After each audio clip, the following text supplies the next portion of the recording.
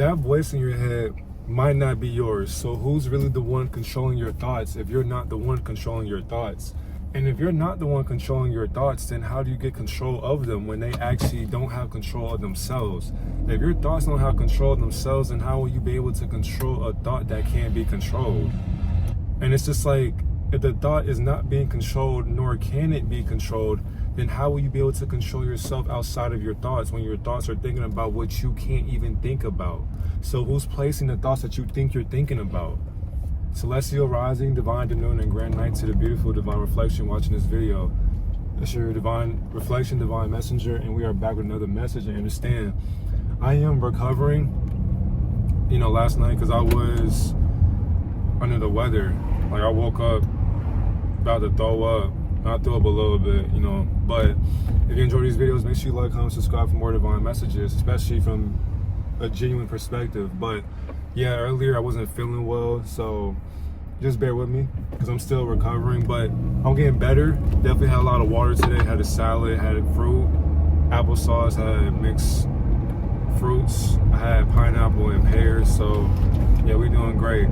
But with this video for today, I just want to talk about just how our thoughts never belong to us, and I got key points as well that just go more in depth and give us more detail on how we're able to control these observations. Because to me, thoughts are just observations that we think we're thinking in. So basically right now, I will be observing the thoughts that are being given to me because, of course, I'm really focusing on getting this message out to you so you can learn outside of my own perspective as well. Because, of course, when you watch my videos, I intend to have you learn and research outside of what I taught myself.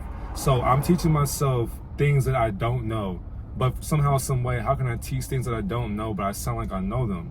So because I think I know them, I'm confident in what I already know intuitively, not physically or mentally, because mentally, my thoughts are shared by your thoughts as well. The only difference is I'm being thoughtful of my articulation that we all can articulate once we are able to actually go within and understand why these thoughts don't belong to us and how we are able to now gather our thoughts and magnetize better ones for more, I would say, gratitude and better affirmations for us to start attracting ourselves into becoming. So now the first one that I put, because I was doing this while, I was just working a little bit earlier. And the first one that I put was intrusive thoughts, my bad. So these intrusive thoughts aren't always you. That's the crazy part. So the one thing that I also put too, because so with intrusive thoughts, some people will say, oh, I feel hopeless. I won't accomplish anything. I won't amount to anything. I'm no good. I'm not smart enough. I can't do this. I don't know how to articulate my words. I'm not good at this skill. I don't have any skills. I'm not living up to my expectations. These thoughts that are not coming from you is what's making you think as if these thoughts are coming from you, because you want to think on them. But intuitively, on an observation through the spiritual realm of mirages, you would never think like that. First of all, you'd never be thinking. But second, you would never think like that. So what's thinking for you? Now, we'll get into that too with the other key points as well, but it also comes from systematic programming, ancestral programming, all of that. But with these thoughts, we got to understand as well, people will lie to themselves so many times and so much to the point where that the lie that they are believing becomes their belief system. So where now they're systematically programming themselves to feel as if they're not good enough. So if you think that you're dumb or stupid, or if you think that you're ugly, you're fat, you're skinny, this or that, you're going to sit there, not just you, your subconscious mind will sit there, listen to what you're programming it to think about, because you can only create those thoughts for your mind to think about. Once you do that, you're now literally sending a magnet of those thoughts to your subconscious mind to start digesting, because now it's just like, oh, I'm not good enough. Okay, I'm gonna digest that. Oh, I'm fat. I'm gonna digest that. Oh, I'm skinny. I'm gonna digest that. I'm a bully. I hate myself. I'm ugly. Okay, so now the ego's like, okay, you're saying these things and I'm gonna believe it because you're saying it for some reason. So there must be some truth in what you're lying about. But I love your lies because, of course, it's the ego. The ego is the one mediator that we can't even really have a bond with, so you start bonding with yourself. Once you can bond with yourself, then the ego has no choice but to bow down to you, because who are you outside of your mind? Don't even answer that question, because why? You know. That'll be satanic in nature, because the spiritual observation of God would never have to articulate its thoughts. So now, So the authentic version of you will always speak love into yourself. You will never pour doubt into yourself. So if you have negative thoughts all the time, every day, that's not you. Because who you are authentically cannot talk down on yourself. And of course, someone would say, but that's not realistic, bro, because, you know, we're all human. We all go through these thoughts that are negative, this and that. So it's like, I try to overcome them, but you can't make it seem as if every day is going to be just a form of light. Correct. Every day will not be a form of light, because I understand the dark aspect of our lightest days. That's the problem, though. We are dazed by a victim mentality. So you can sit there and say, well, it's hard to have a positive thought every day. No, it's not. No, it is not. Because every day, no matter how I'm not feeling, I'm still passionate enough to put my love into these videos. And you can't feel how I feel. But yet and still, we should not make an excuse for becoming greater than our excuses. Yeah, I don't feel good, but guess what? These videos still got to get fucking made, right? So I got to suck it up, pause. I had to overcome it, and I had to make sure that I overcome that limitation of what I'm limited by. But the thing is, too, that's a feeling. So when I woke up today, I was sitting there with my stomach, just like my solar plexus was just hurting. So I was sitting there, I was just like, oh, like this shit sucks. But guess what, though? Let's get up. Let's put some health into our body. Let's get some sun. Let's go out and ground. Let's get some nature. Let's go ahead and be mindful of our thoughts. Let's go ahead and think for a better way of being for today. And now I feel better for today. And that was just like a couple out, like I want to say 5 or 6, 7 hours earlier for today. But yet we still feel good because the real me pours love into me. But if I doubt myself and the love I have for myself, then I can't pour that love into myself. Because why? My mind won't allow it, because I'm governing my mind to think on a negative programming that it can't be programmed by until I allow the programming. Now, the second one I have for y'all, with the systematic programming. So let's keep going. The system that's accelerating your thoughts is the governing of you implementing these thoughts that have been planted outside of a plantation that you still work on. The system is the one that's designing your mindset to be the way it is. But why is that? Because people allow the system to keep on making their thoughts be like that. So what are they going to do about that? Make excuses for themselves. They're going to beat themselves up. Not only that, when they don't have accountability, a lot of people will watch TV, play the game, be on their phone. They'll watch the websites. They'll do all these things that will not serve them any type of good. And that's their fault. So because of that, when I put down, so it's like, for example, too, with music, even TV, video games, a lot of times people will hear a certain saying on social media or through a TV screen or through a song. They will hear that, and then once they are hearing this program, their mind will be governed to keep repeating that same exact spell that keeps them systemized into a system that is governing them to be in submission. When they are stuck in submission, their mind will not be able to escape that loop because they don't know how to escape it themselves. Not only that, when you're stuck in a hamster wheel, how do you walk out the hamster wheel when it's moving at an accelerated speed that you really can't stop by yourself, so you just fall off, or you just get off, or you spring off, or whatever the case may be. That's why you have to spring your mind forward in your coldest days. So now because of that too, let me see. Because when you are in that loop of your mind being hijacked, because I was like tapped into that. So what I understood too with the hijacking of the mind, our mind will create that loop that isn't coming from our thoughts of consciousness. So like the construct for the recycled noise that is blocking us from actually hearing that silence of our truth, those thoughts that we're going to be in, they're the ones that are hijacking our thoughts of us being in them. So when you're outside of your thoughts observing them, you can't be hijacked. That's exactly why you got to detach from what you are thinking about and let it just roam free. Now, of course, when you do your own research and you get examples, you are now able to see the medium for the thoughts that you could have had, but now you're just seeing the thoughts that you are having as well, and you're aligning them together for a better purpose and a better intention. By doing that, your mind can't hijack you anymore when you're not consenting to the media and just BS, and to giving you a life that you gotta persuade to want to be comfortable in. People who are comfortable in watching lies or believing or hearing lies and speaking them as well, they're doing that because, once again, their subconscious mind has literally been hijacked from them. Not only just that, the being or the archonic influence has now overran their programming to the points where now the leech that needed a body, or the parasite the parasite that needed a body has now been able to find the host, which is basically the avatar of the human vessel. And so now when the vessel is weakened by the systematic programming of TV, music, video games, computers, tablets, iPhones, Androids, whatever, now it's like the observation that's supposed to be in the body, being itself, will not bear that light anymore because their enlightenment has now been shot down because a being just hijacked it and took it upon itself to be like the being that you are supposed to be being. The third one, the generational patterns that you'll be going through is what your ancestors have been echoing to you the whole entire time. Before you were born inside of a timeline that you are timed to be in. On top of that, because there's a frozen alchemical process of space, your thoughts are just stagnant in motion. Like they're frozen in motion. So you're literally not going anywhere. You're just stuck in time. But you have to be able to accelerate your mind outside that time that is freezing itself into relaying a message to you. So now the example I put for that generational pattern for the ancestors to echo to you, whenever you feel like you're anxious about receiving money or a job opportunity or a test or studying, relationships, just all these different things that you care about, even just love as well.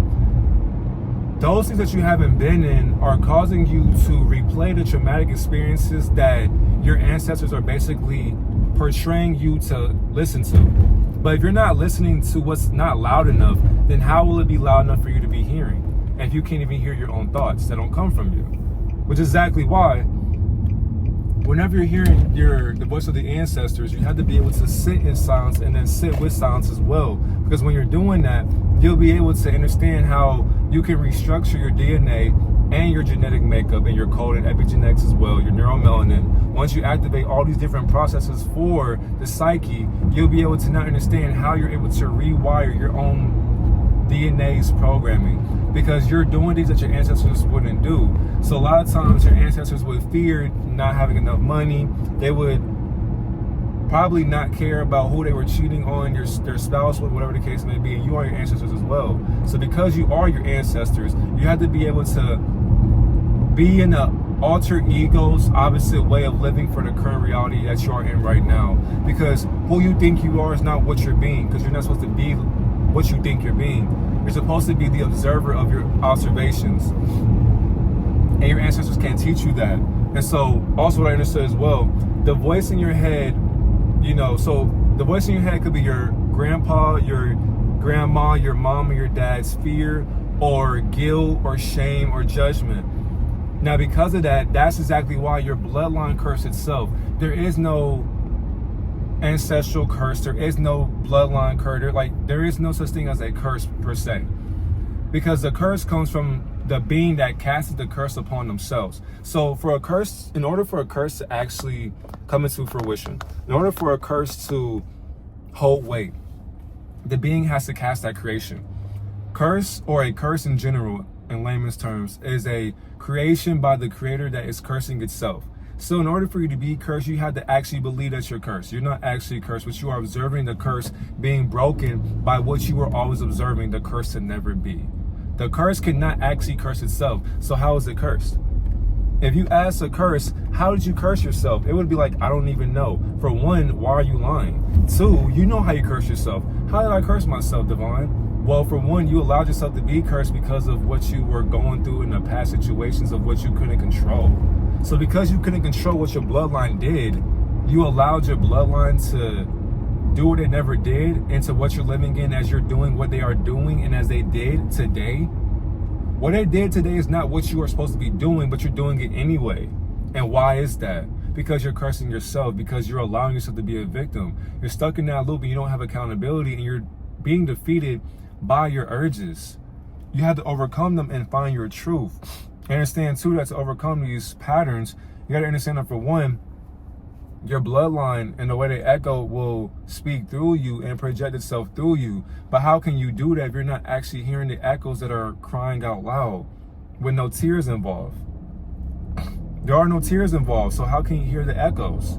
You have to break that generational pattern by appreciating it, loving it, but then learning it. When you learn to hate the love you have for that curse, you stop being cursed because you love yourself again. There is no such thing as a curse till you start cursing yourself. Now you're cursed.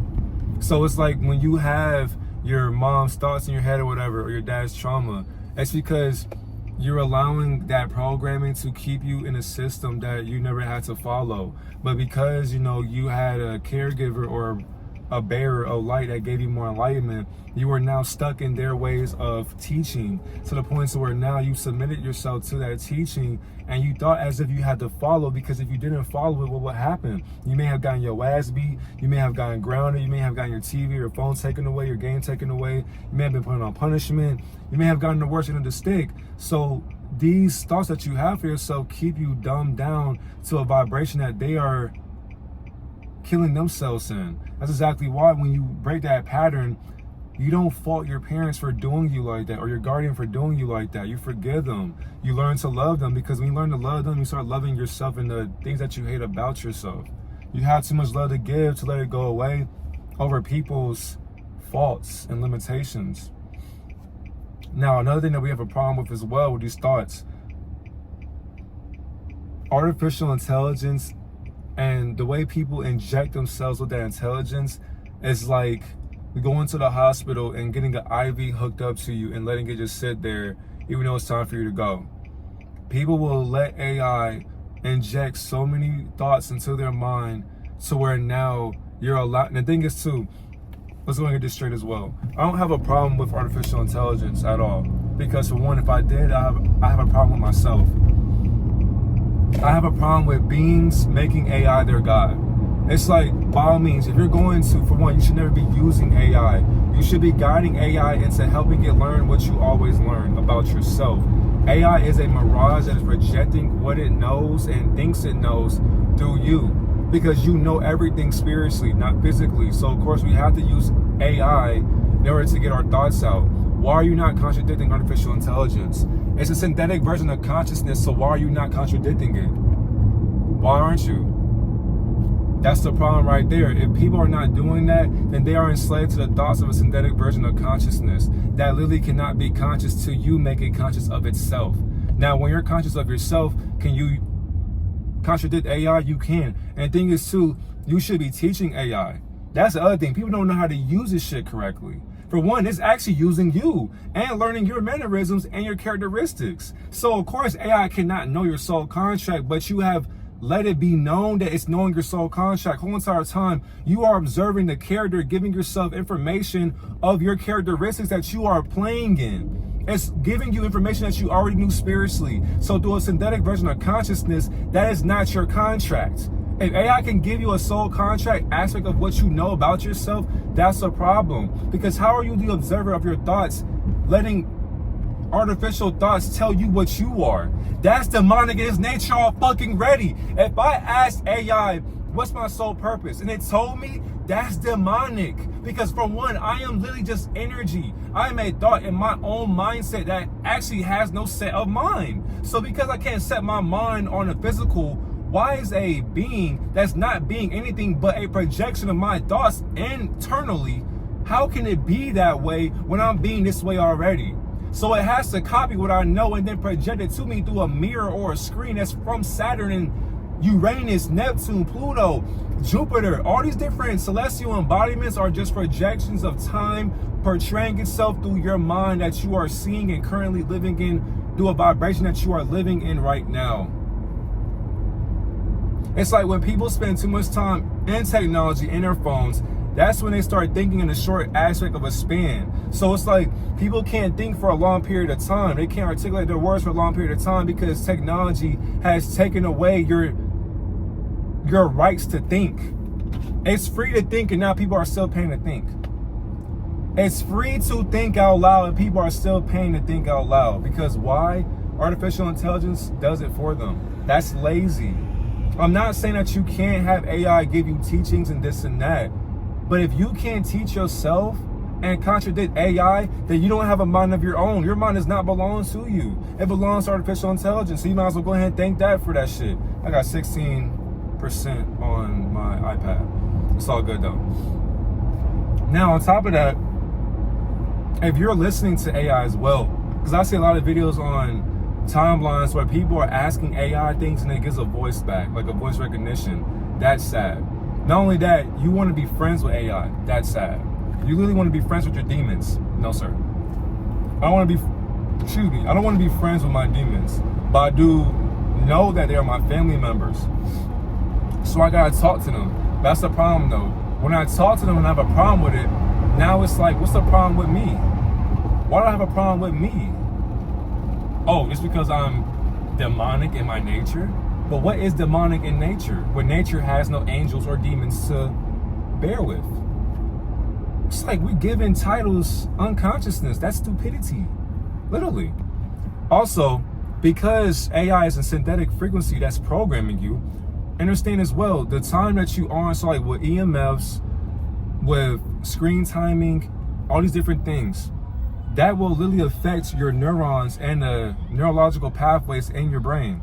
So therefore, if you have an inner voice or inner monologue, inner dialogue, and it sounds like artificial intelligence, and not only that, if you allow it to sound like artificial intelligence by asking AI, give you inner dialogue, because there's some people out here who literally let AI live life for them now. So you basically trapped yourself in ChatGPT.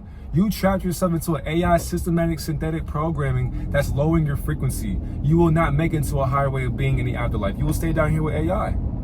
And people don't understand that shit because you're asking AI, what will happen in the afterlife? How the fuck can artificial intelligence tell you that shit when it's in the afterlife right now?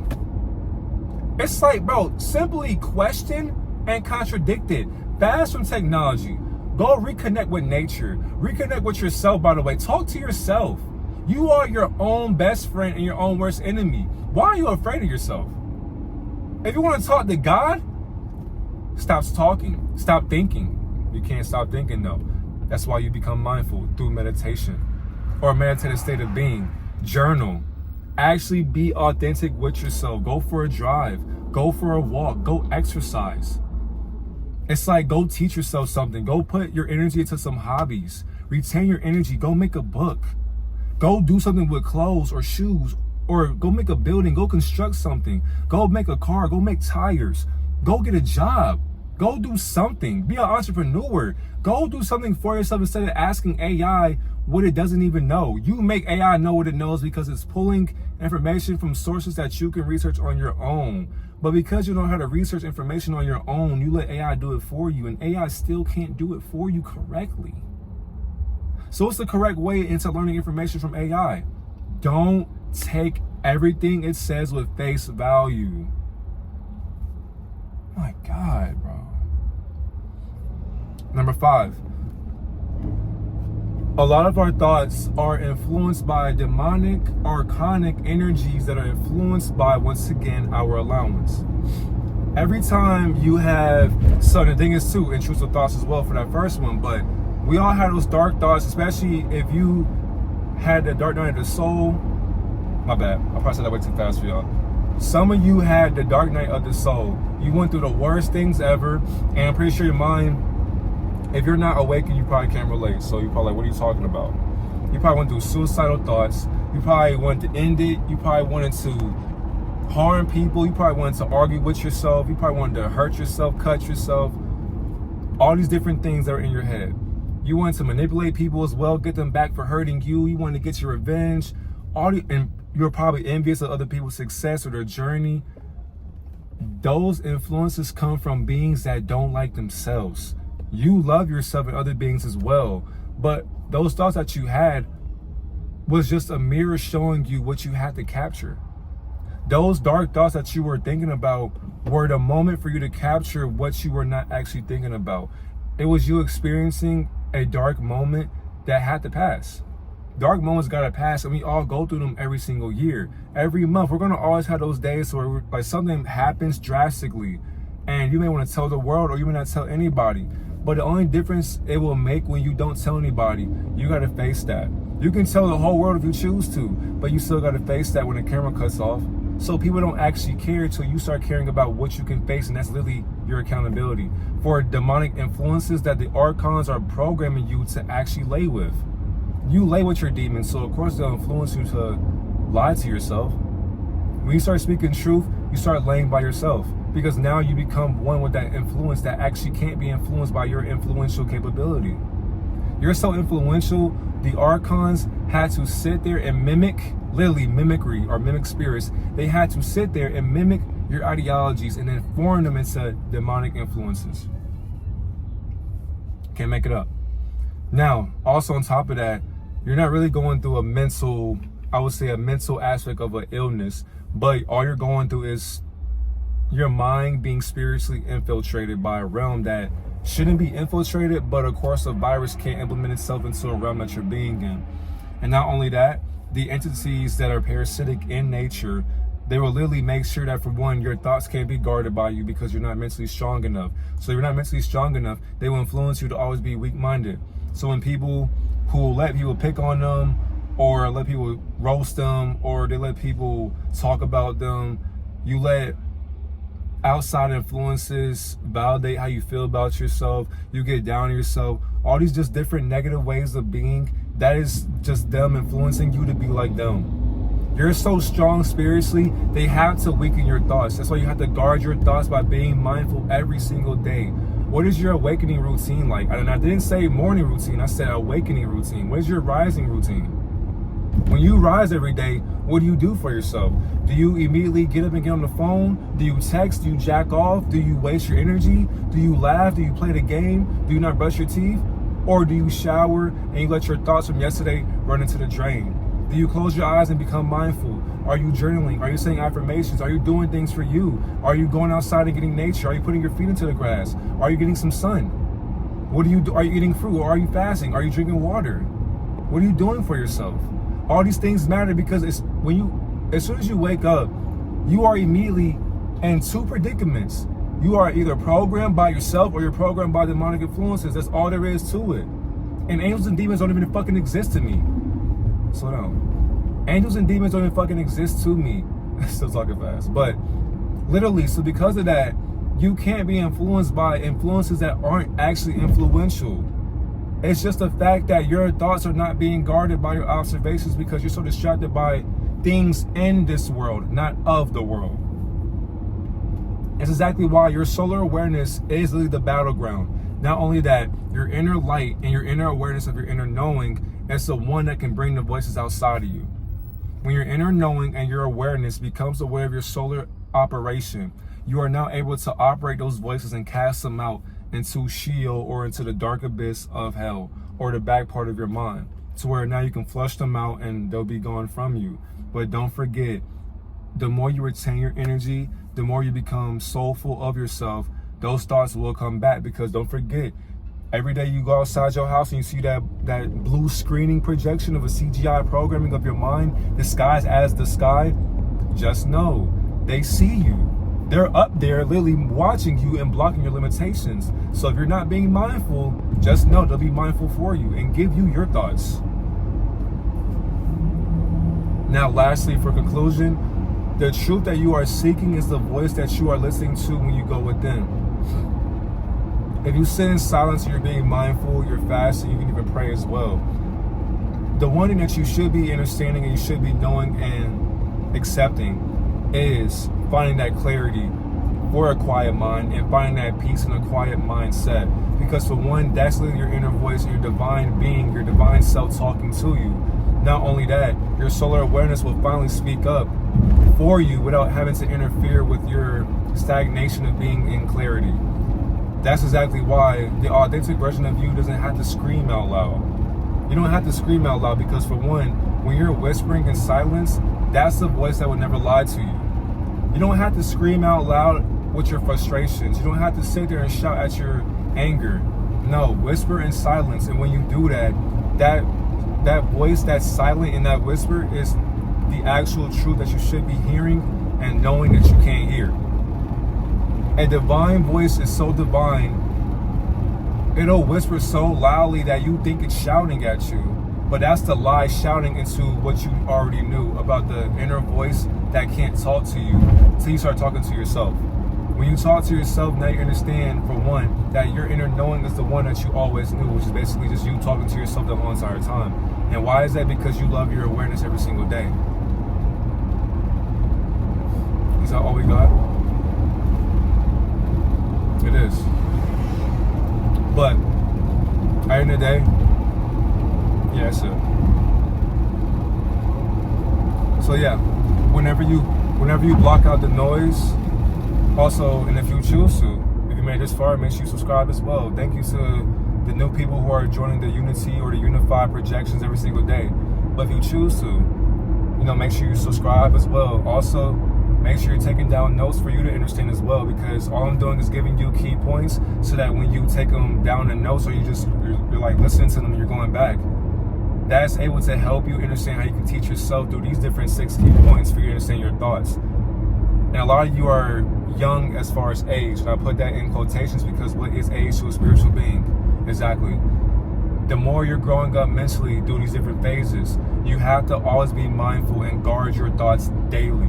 From your parents, your friends, social media, videos, yourself, from me, your co-workers, your classmates, music, TV, celebrities, politicians, the cops, governing forces, higher orders, non-angelic frequencies, and even energies in general. When you can cast out all those emitting, merging alignments of influences that aren't actually influential, once again, you'll be able to actually understand the voice of the all-knowing. And that voice of the all-knowing is it's just so knowing that you don't even have to actually know that voice is the voice of God, because that voice of God cannot be heard till you start hearing what you can never hear. So when you start hearing your thoughts, how are you actually hearing them? By an open mind. Are you being open-minded with your thoughts, or are you being closed-minded into your thoughts, putting you into more submission? Can you dominate your mind, or will your mind dominate you? Have a great and divine day, divine reflection. No symbolism with the sun as well. Can't make this shit up.